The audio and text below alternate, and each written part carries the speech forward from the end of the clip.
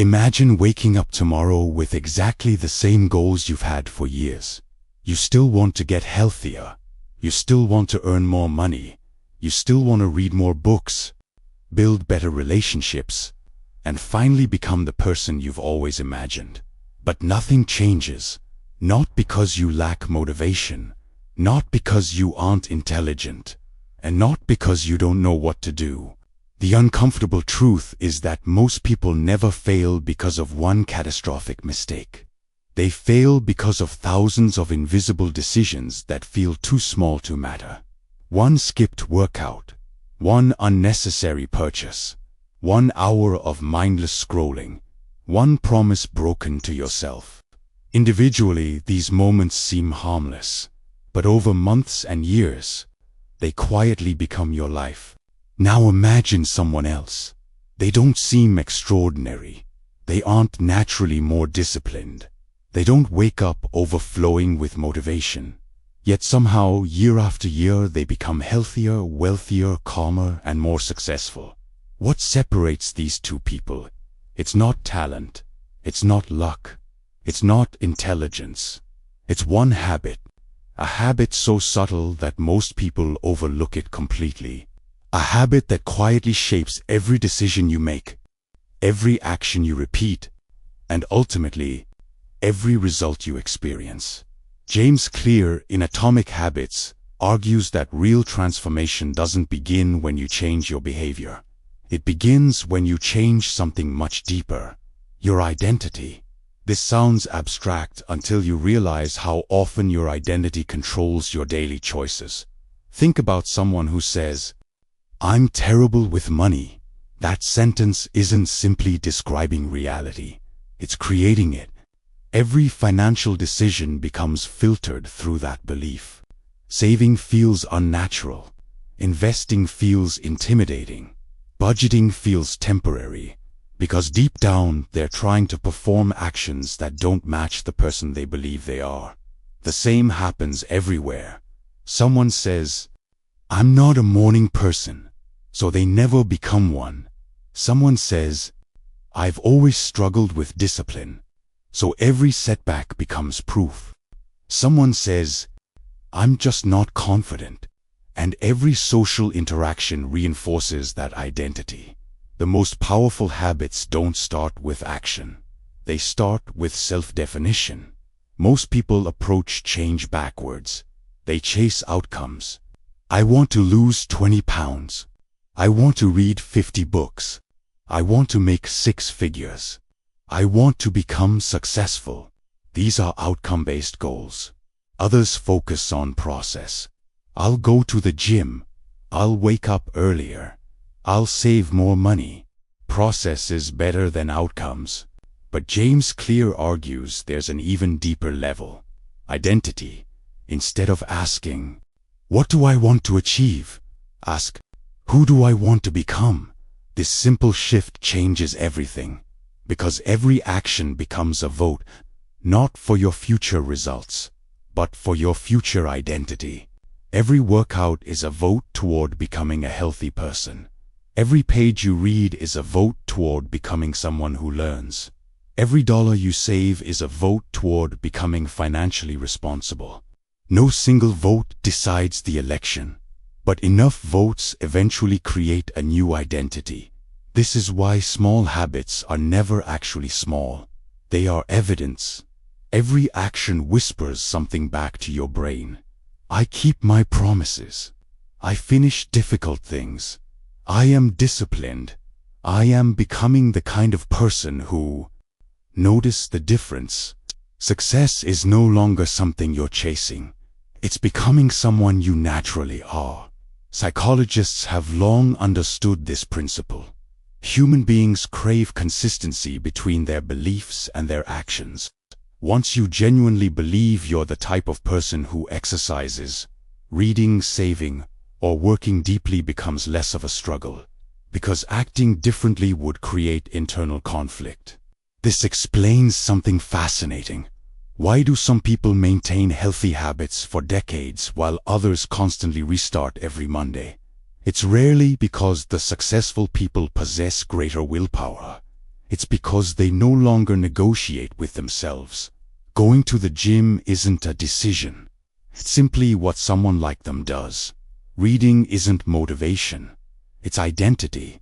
Saving money isn't discipline. It's normal behavior. Their habits aren't powered by effort anymore. They're powered by self-image. This is why motivation fades. Motivation depends on emotion. Identity depends on belief. And beliefs tend to outlast emotions. Think back to learning how to drive. At first, every movement required concentration. Checking mirrors, controlling speed, watching the road. Everything felt exhausting, but eventually driving became automatic. Not because the roads changed, because your identity changed. You stopped acting like someone learning to drive. You became a driver. The same transformation can happen with every habit in your life. But there's one obstacle almost everyone encounters. Your brain protects your current identity, even when that identity hurts you, because familiarity feels safe. If you've spent years believing you're disorganized, lazy, anxious, or inconsistent, your mind will often reject behaviors that contradict those labels. Not because they're wrong, because they're unfamiliar. The greatest resistance you'll ever face isn't changing your habits. It's changing the story you tell yourself about who you are. Think about the last promise you made to yourself. Maybe you said you would wake up earlier, exercise consistently, read every day, spend less, stop procrastinating. Now ask yourself a different question. When you broke that promise, what did you tell yourself? Most people don't simply say, "I missed today." They say something much more damaging. "I knew I wouldn't stick with it. I'm just not disciplined. This is who I am." Without realizing it, they aren't evaluating a single action. They're reinforcing an identity. This is why failure feels so personal. Every missed habit becomes evidence supporting an old story. But the opposite is also true. Every small success becomes evidence for a new one. Imagine two people walking into the same gym. The first says, "I hope I can lose weight." The second quietly thinks, "I'm becoming someone who takes care of my body." They perform the exact same workout. They lift the same weights. They spend the same amount of time exercising. Yet psychologically, they leave with two completely different experiences. The first person measured success by the result. The second measured success by reinforcing identity. This difference seems insignificant. Over months, it becomes life-changing. Because results fluctuate, identity compounds. Most people underestimate how powerful repetition is. Not because repetition creates skill, because repetition creates belief. Your brain doesn't become convinced by what you say. It becomes convinced by what you repeatedly do. If every evening you sit down and read 10 pages, your mind slowly accepts, "I am a reader." If every paycheck you automatically save part of your income, your brain begins believing, "I manage money wisely." If you consistently finish difficult tasks before seeking entertainment, eventually your mind says, "I finish what I start." Confidence isn't built through affirmations. It's built through accumulated evidence. That's why trying to think positively rarely works by itself. Your brain quietly asks, "Where's the proof?" The proof comes from your habits. This explains why tiny actions matter far more than dramatic transformations. People love dramatic change because it feels exciting. A new planner, a new routine, a new year, a new beginning. But sustainable change rarely looks dramatic. It usually looks almost boring. One healthy meal, one page, one conversation, $1 saved, 1 hour of focused work. The problem is that our brains are terrible at appreciating delayed rewards. We want immediate evidence that our effort is paying off. When it doesn't arrive, we assume nothing is happening. But nature has always worked differently. A tree spends years developing roots before anyone notices meaningful growth. An iceberg forms slowly beneath the surface long before it becomes visible. Compounding is invisible until suddenly it isn't. The same principle governs human behavior. For weeks, your new habits seem to accomplish nothing. Then one day people say, "You've changed." What they don't see are the hundreds of invisible votes cast long before the transformation became visible. This is why James Clear emphasizes systems over goals. Goals give you direction. Systems determine whether you arrive, but identity determines whether you'll keep going after you get there. Someone who only wants to finish a marathon might stop running once they cross the finish line. Someone who believes they're a runner keeps running for years. Someone who diets eventually finishes the diet. Someone who becomes a healthy eater doesn't feel like they're dieting at all. The habit survives because the identity survives. There's another surprising truth. Your environment often shapes your identity more than your motivation. Look around the room you're sitting in. Every object is quietly encouraging certain behaviors. A phone beside your bed encourages scrolling. A book on your desk encourages reading. Healthy food visible on the counter encourages better eating. Running shoes by the door encourage movement. Most people rely on self-control. Successful people redesign their environment so the desired behavior becomes the easiest choice. This isn't weakness, it's wisdom, because your future self shouldn't have to win hundreds of battles every day. Instead, remove as many battles as possible before they begin. The most disciplined people often don't have extraordinary willpower. They simply built lives where discipline is easier than distraction. That's another vote for identity. Not only do they act differently, they design their world to support who they're becoming. The beautiful part is that you don't need to become perfect overnight. You only need to ask one question before making your next decision. What would the person I'm trying to become do right now? Then do that. Not because one action changes your life, but because one action changes the kind of person you're becoming. And once your identity changes, your habits no longer feel like something you force yourself to do. They simply become part of who you are. Imagine two people making the exact same mistake. Both skip a workout, both eat unhealthy food, both waste an afternoon scrolling through social media. From the outside, nothing separates them. But inside, two completely different conversations begin. The first person says, "I've ruined everything. I knew I wasn't disciplined. I always fail." By the next morning, nothing has changed except one thing. Their old identity has grown stronger. The second person says, "That wasn't like me. I'll get back on track tomorrow." Notice the difference. They don't see the mistake as evidence of who they are.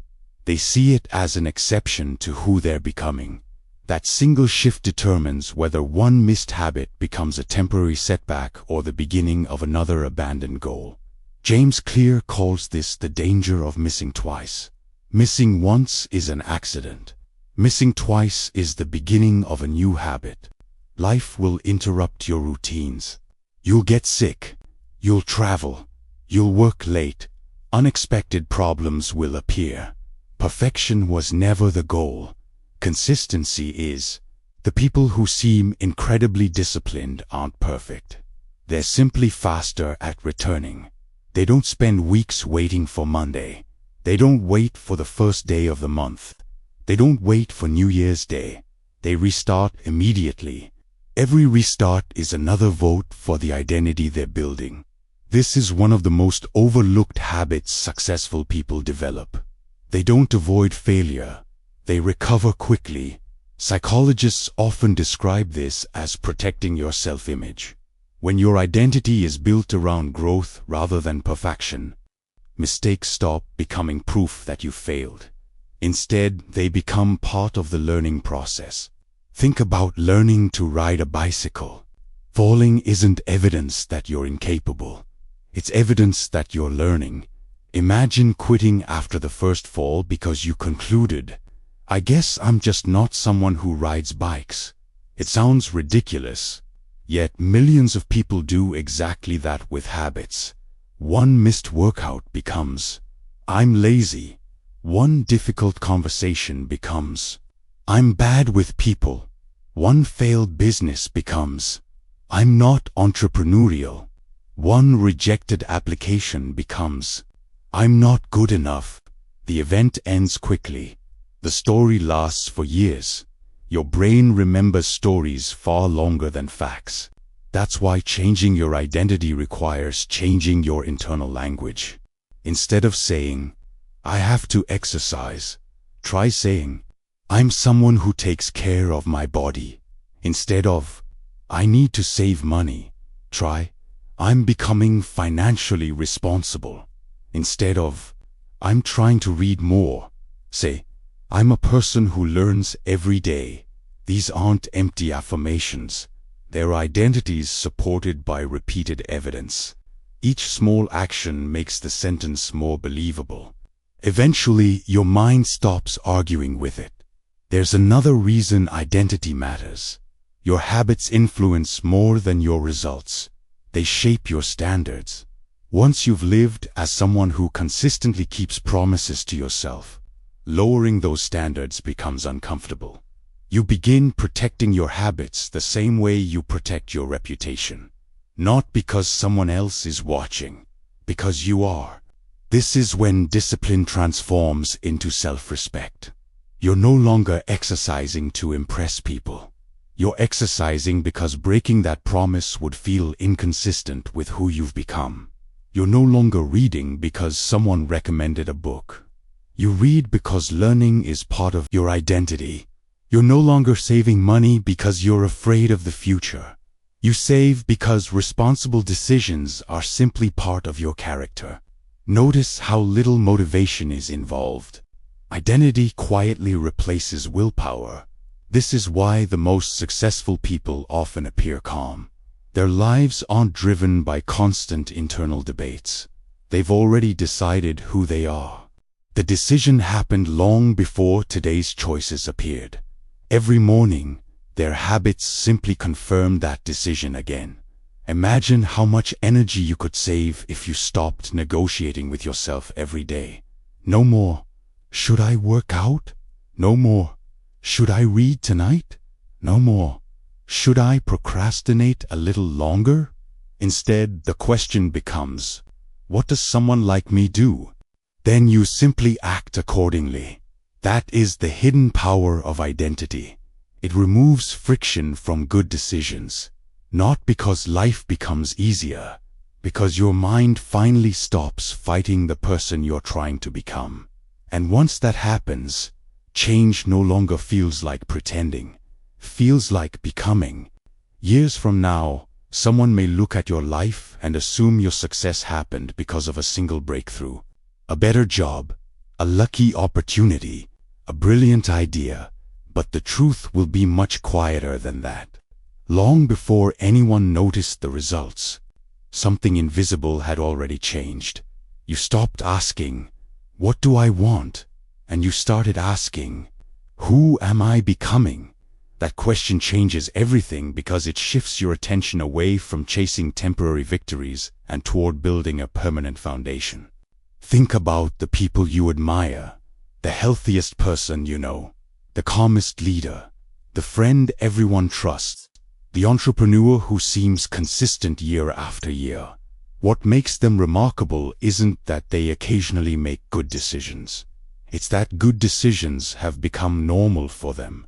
Their habits no longer require constant motivation because their identity has made those habits automatic. This is why chasing motivation is one of the biggest mistakes people make. Motivation is emotional. Identity is structural. Emotions rise and fall. Identity quietly stays with you. On the days when motivation disappears, your identity keeps moving. That's the real secret behind consistency. It isn't discipline. It isn't willpower. It's alignment. When your actions match the person you believe you are, life becomes surprisingly simple. Not easy, simple. Imagine walking into a bookstore. One person browses the shelves hoping to find the book that will finally change their life. Another walks in because reading is simply part of who they are. Both leave with the same book. Only one is likely to finish it. The difference isn't knowledge. It's identity. Knowledge changes your mind. Identity changes your behavior. And behavior changes your life. This is why the smallest habits deserve the greatest respect. Making your bed, reading one page, saving $5, writing one paragraph, taking a 10-minute walk. These actions look insignificant, but they aren't really about the action. They're about the vote. Every small habit is another piece of evidence for the person you're becoming.